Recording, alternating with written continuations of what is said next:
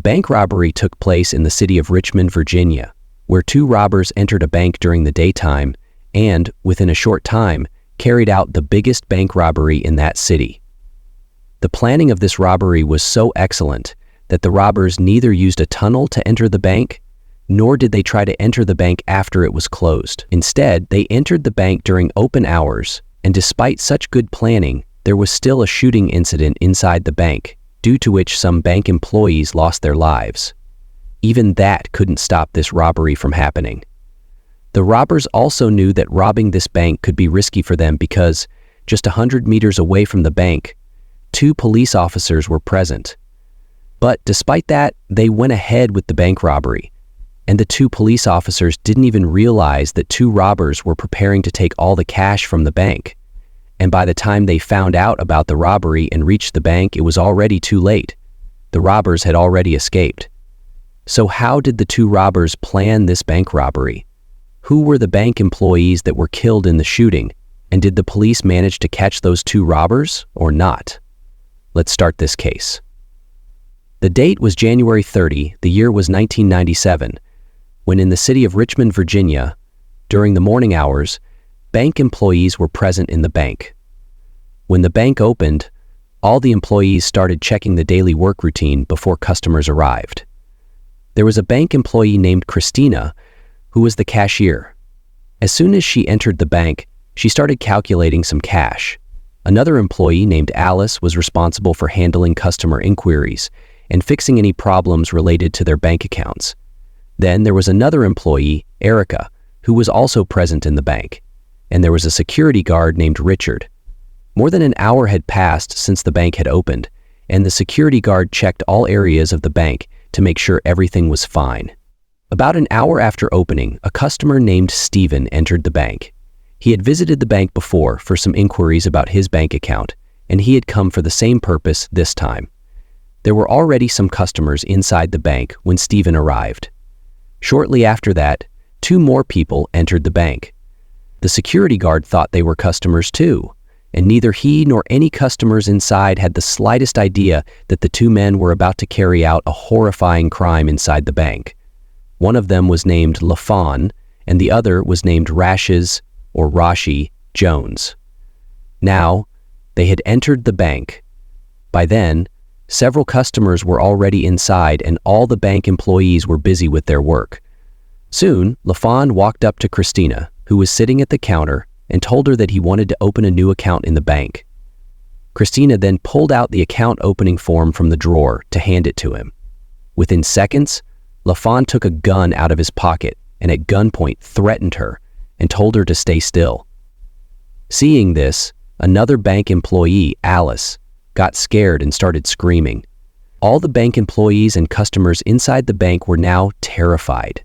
LaFawn fired a shot in the air and shouted that everyone in the bank should stay where they were and not try to run or he would shoot them. Then Rashi Jones also threatened everyone and ordered all the people inside to sit down on the floor in one place. After this firing, everyone inside the bank was frightened and started screaming. When the security guard Richard heard about this, he ran towards Alice and customer Stephen to protect them, but before he could reach them, LaFawn shot at the security guard and the guard collapsed, injured. At the time the robbers were inside the bank, 2 police officers were just 100 meters away from the bank, sitting in a car and drinking coffee. Since the bank wasn't very far, when another gunshot was fired inside the bank, the sound reached the police officers. They sensed something was wrong and immediately drove towards the bank. When they arrived, they saw that the security guard Stephen was lying injured outside the bank. Though Stephen was not dead, he was seriously injured.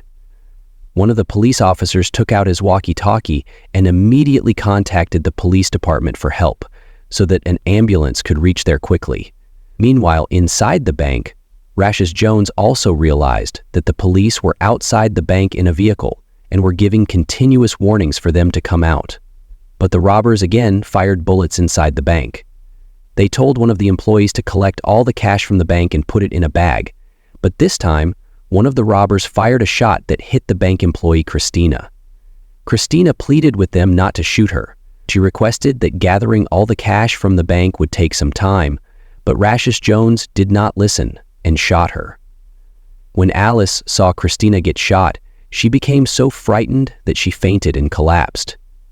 The police officers outside, upon hearing the gunshots again, took cover behind their vehicle with pistols in hand. They knew the robbers inside were heavily armed and could go to any extent to rob the bank. Taking someone's life was not going to be difficult for them. They were aware that sooner or later, the robbers would try to come out of the bank, so they were prepared in advance. Stephen and the second police officer were also on high alert. Suddenly, a bullet hit their vehicle. The officers realized that the robbers were firing at them. But this was part of the robbers' plan. Inside the bank, they had decided that Rashes Jones would fire several shots at the police vehicle to distract them, while LaFawn would collect all the cash in a bag. Once LaFawn had put all the money into the bag, he called out to Rashes Jones. Rashes Jones, who was standing at the bank's entrance and firing outside at the police, heard him and went back inside.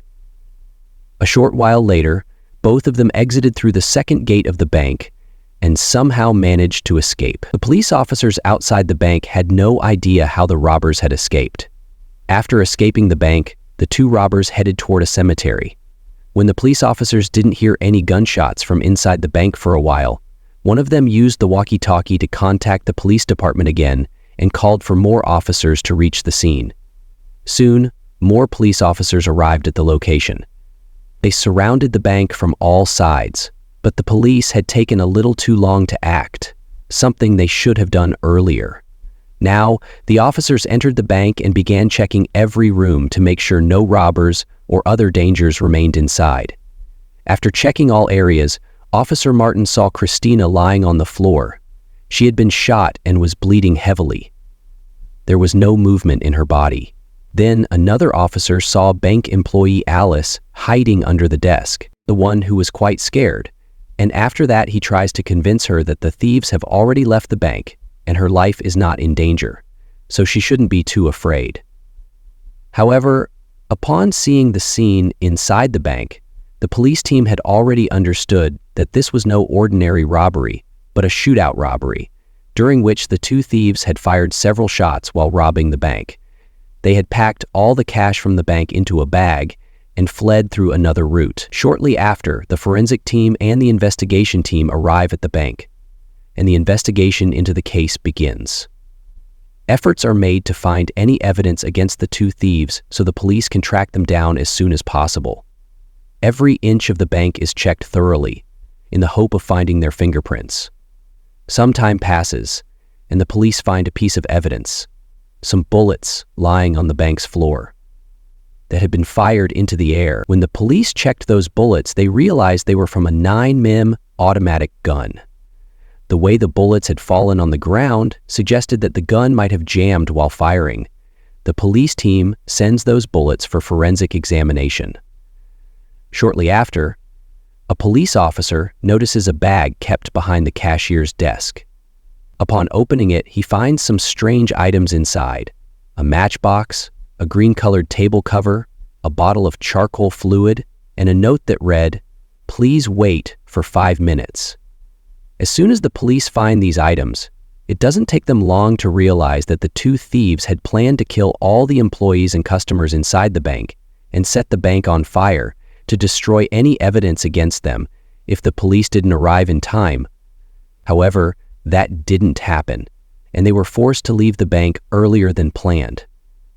The police also find shoe marks inside the bank, which they record to later match with the suspect's footprints. The police's goal was to gather even the smallest pieces of evidence to build a strong case against the thieves and ensure they received the strictest punishment, especially since they had fired shots inside the bank, injuring a security guard and a customer, and killing an employee named Christina. The police team informs an FBI officer about the robbery, and the officer decides to take over the investigation and assist the police in finding evidence. During the investigation, the 3 CCTV cameras installed in the bank are checked, but as soon as they try to review the footage, an error appears. It seemed the thieves already knew where the cameras were and had deactivated them upon entering, making it impossible to determine the exact time they entered and exited. Suddenly, the police received news about a burglary at a house located not far from the bank. On the same route, the thieves, LaFawn and Rashi Jones, had taken to escape. The stolen items included cash and valuables. The police try to question witnesses who were present in the bank at the time, but they are too traumatized to provide clear details. The police then visit the hospital to question the victims, who were injured in the shooting. From the hospital staff, the police learn that the bank employee Alice is still in shock and undergoing treatment, so they decide not to question her immediately. They also find out that the first customer in the bank was Stephen, a longtime customer who had been shot in the shoulder. However, he is unable to give a clear statement. Days pass, and the case becomes more challenging for the police. They decide to form separate investigation teams to approach the case from different angles. Meanwhile, the police visit the house where the burglary occurred and notice a hole in the ceiling. They suspect the same two thieves hid there after the bank robbery and later committed the burglary when the house was empty.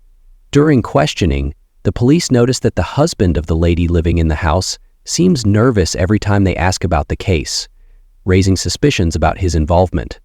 The police revisit the evidence collected from the crime scene and try to determine how many people were present in the bank during the robbery. They learn that 3 employees, a security guard, and some customers were inside when the 2 armed thieves entered.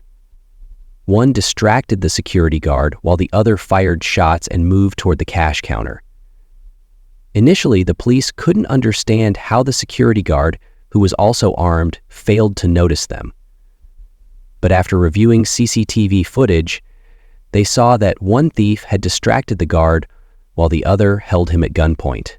The robbers then threatened the cashier at gunpoint, looted all the cash, and fled. Bullet marks on the bank walls indicated they had intended to kill everyone inside to leave no witnesses. Photos from the crime scene suggested the thieves had different guns, a standard pistol and a machine gun. When the security guard tried to resist, they first attempted to shoot him with the pistol, but it jammed, so they used an AR-15 machine gun instead. Later, a witness comes forward and tells the police that during the robbery, one of the customers, Stephen, tried to escape but was caught and shot in the shoulder. The security guard also tried to stop the thieves but was shot in the shoulder and leg. After packing all the cash into a bag, one thief distracted the police outside with gunfire while the other exited through a different route. When the security guard tried to stop them again, they shot him in the head before escaping. The police realized the thieves had planned to kill everyone and burn the bank to eliminate evidence. The bullets found at the scene help identify the gun used in the robbery, leading the police to a man named Eric, who had purchased the weapon from a shop. After intense interrogation, Eric is arrested. Initially, he denies involvement, but the police continue their investigation. He had no role in the robbery, and he had bought the pistol from the shop, but it wasn't used during the bank robbery. However, as the investigation progressed and the police found multiple pieces of evidence against him, Eric couldn't keep lying for long. Eventually, he agreed to cooperate with the police. After spending a week in jail, Eric was interrogated again. This time, he provided crucial information that made it easier for the police to solve the case. He admitted that he had purchased the weapons used in the robbery and had given them to LaFawn and Rashi Jones. This revelation brought a new twist to the case. The police now knew the identities of the 2 men who had carried out the bank robbery. They intensified their efforts to track them down. Upon checking their criminal records, they discovered that LaFawn had multiple assault cases against him, while Rashi Jones had been involved in petty thefts and shoplifting. The police were aware that these 2 were dangerous criminals who wouldn't hesitate to kill if necessary. Since the weapons used in the robbery were stolen, the police filed charges against Eric, LaFawn, and Rashi Jones. However, the priority was to arrest LaFawn and Rashi Jones before they could commit another bank robbery, as they not only stole cash, but also endangered lives. Though Eric had been arrested and was a key witness, the police still needed more evidence to build a strong case. They wanted to ensure that once convicted, the robbers wouldn't get bail and would remain in jail for a long time. Days passed, but the police couldn't locate LaFawn and Rashi Jones. They questioned Eric again, But even after intense interrogation, he claimed he didn't know their whereabouts after the robbery. The police then decided to search for the robbers one by one. They first focused on Lafon, keeping surveillance in the area where he used to live, hoping he would return. A few days later, 2 police officers spotted Lafon standing near a bus stop in the same area. He boarded a bus shortly after. The officers immediately alerted the police department, and a police car began chasing the bus. When the bus stopped at the next station, Lafon got off, and the police arrested him.